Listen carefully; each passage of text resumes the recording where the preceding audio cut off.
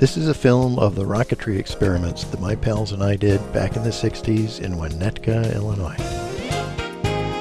Ted Morris points to where the rocket landed. You can see the burn trail. This was all done in my backyard. There's the rocket itself and the sled that carried it. Sorry about the out of focus shot, but it was a manual focus camera which I borrowed from my dad. Notice our elaborate launching mechanism, a tube and bricks.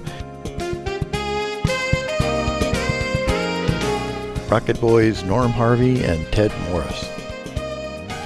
We also used a local construction site for launches. Its gravel piles were great for catching the rockets.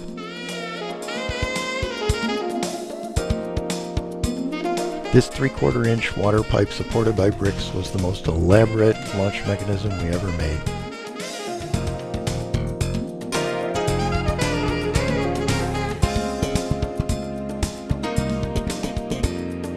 This is the burn trail. The first hit, a bounce to the second hit, and where the rocket finally landed. A close-up of the rocket. A slow motion impact. My most elaborate rocket sled launch was done near Crow Island School.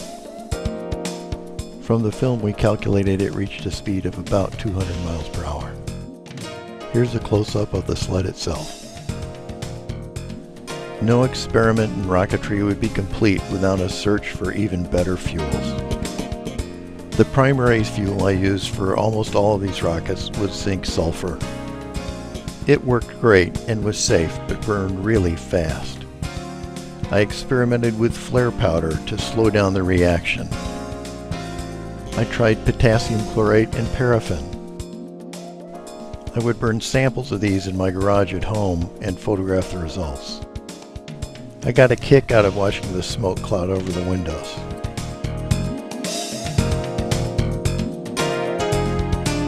I purchased these chemicals at the local hardware store or by mail order. By the way, Winnetka is the town in which the film Home Alone was shot. I was home alone a lot.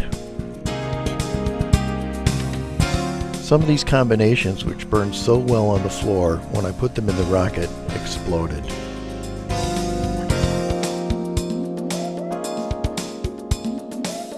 This is my attempt at a convergent-divergent exhaust nozzle. Using that kind of nozzle gives more thrust. A night test of that nozzle. Did it fizzle? No.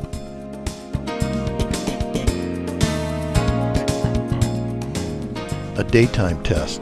I love the slow motion capability of my father's camera. Filming at 64 frames per second produced an image that showed at 1/4 the real speed. The aftermath. Autofocus would have been nice. Framing was a problem too.